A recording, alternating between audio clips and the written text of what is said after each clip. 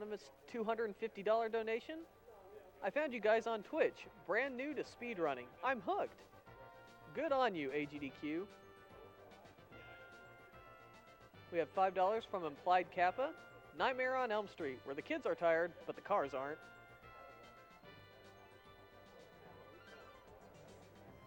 And we have $15 from Source R. Awful block. Terrible games, ran with enthusiasm. I've been LLK. I'm going to turn it over to Mister now. And hopefully we're going to stick around and see more horrible, wonderful, horrible games being played. They're not very good.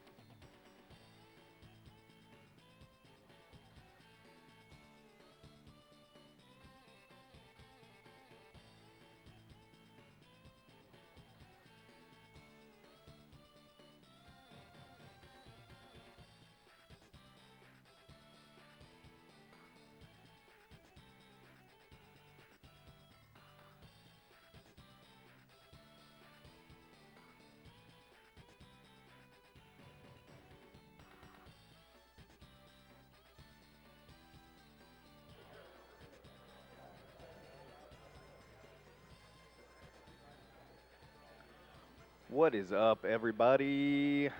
Let me hear the room say, yo!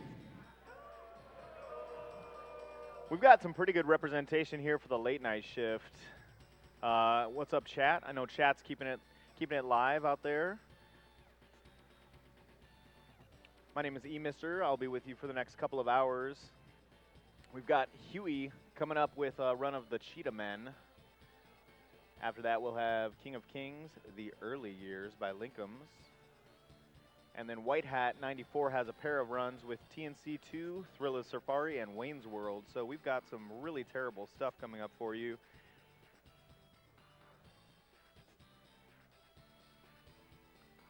While we're getting set up here, I can read off a couple more donations. We've got B Pendragon with $10 who says $1 for each frame in the Nightmare on Elm Street game or something like that. Dummy You says the Awful Games block is one of my favorite things every year. Keep up the great work, and donated $15.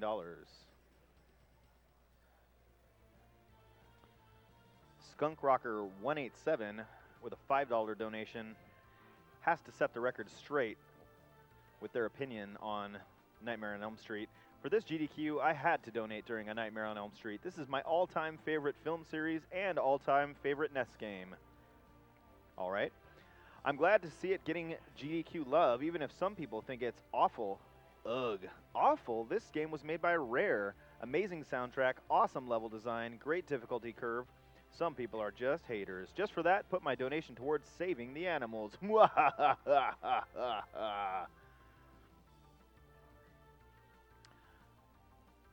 We got $5 from Shy Ranger, who says, I would just like to remind people, Nightmare on Elm Street was brought to us by the team that would then bring us the Donkey Kong Country series and Banjo-Kazooie. So, definitely a couple fans out there noting the pedigree of Nightmare on Elm Street. All developers have to start somewhere. $50 from The Strawl, who says, hello, Nightmare on Elm Street runners. The Strawl here. Hope you all have fun, in quotes. Wish I could be there with you. $50 towards killing the animals. Laser247 says, animals are people too. Also, donations accompanied by awful jokes should be made during the awful section. P.S. for Nintendo DS.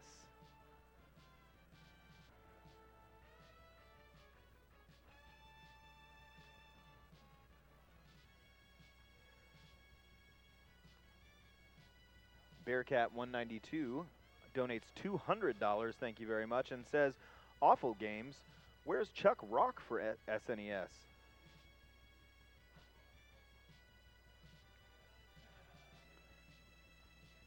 Lisa donates $20 and says, sometimes my insomnia pays off. Super glad to see my buddies Scav, Jammy, and Cantaloupe destroying and lagging their way through Nightmare on Elm Street. Good luck, and I love you guys.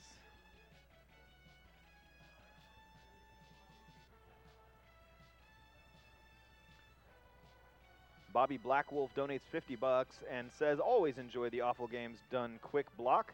Good games are overrated. So are the animals. Kill them.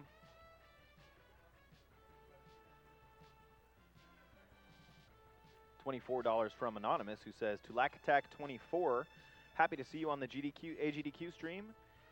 And good luck on running Big Nose the Caveman. You're awesome, man. Claps, claps.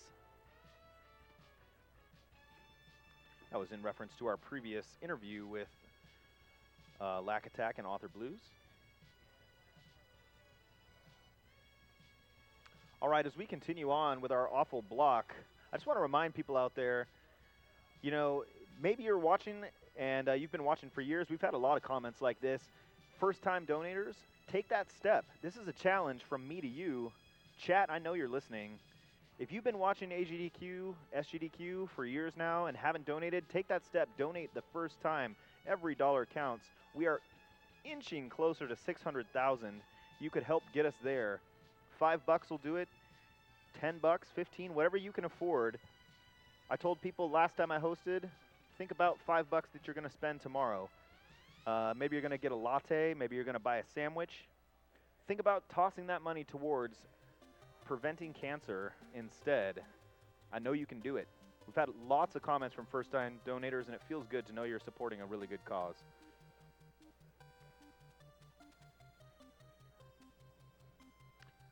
All right, I have word that Huey is all ready with the Cheetahmen, so I'm going to kick it over to him. Here we go.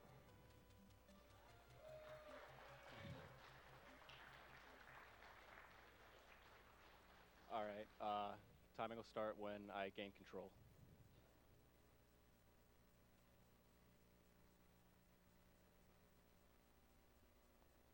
And go. So, welcome to Cheetahmen, everyone. That block that I just passed there is pretty much the real final boss.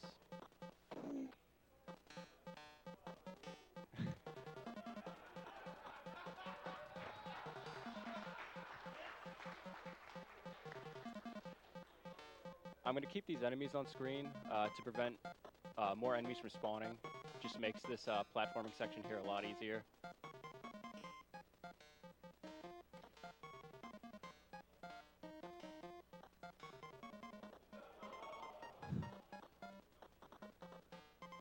I jump back there not only to keep the enemies on screen a little bit longer, but also to center myself so this boss doesn't kill me. Good. Sometimes you can actually kill that boss, but the game won't progress. So this game actually shares something in common with Ocarina of Time, backwalking.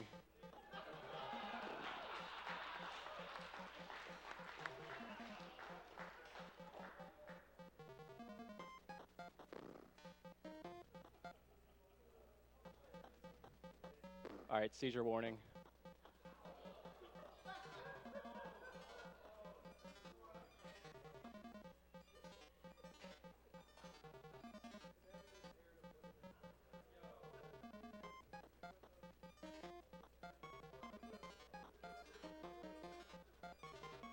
Got some pretty precise platforming here. That's all right.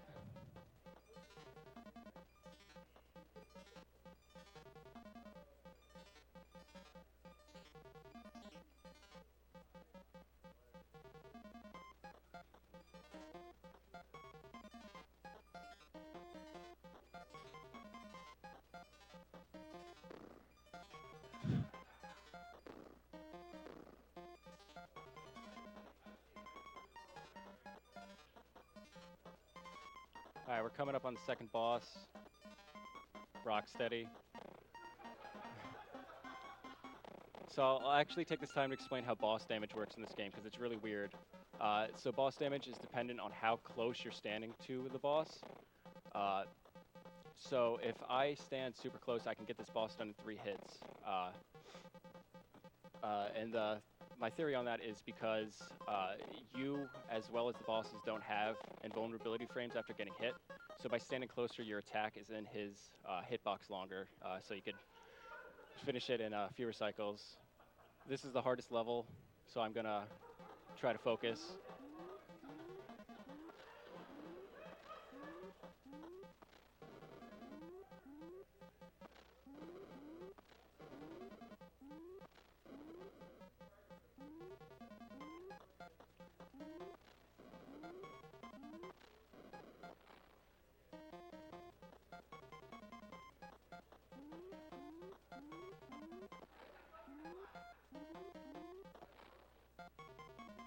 That was perfect.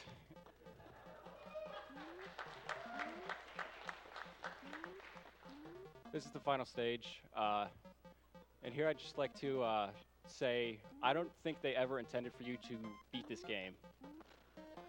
Mostly because that last stage is incredibly difficult. It didn't look it, but it actually is very hard. And as you can see, when you started this section with Apollo, that's this cheetah, you didn't get like the little flavor text in the beginning. And this stage here just has no enemies, so it's like they didn't even finish it.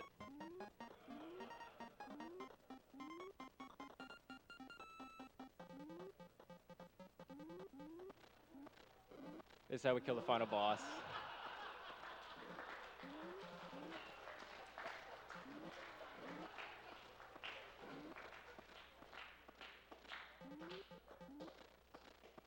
Time.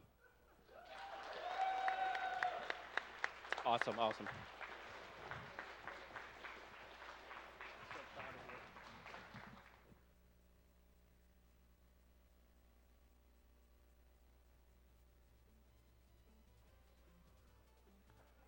Wow.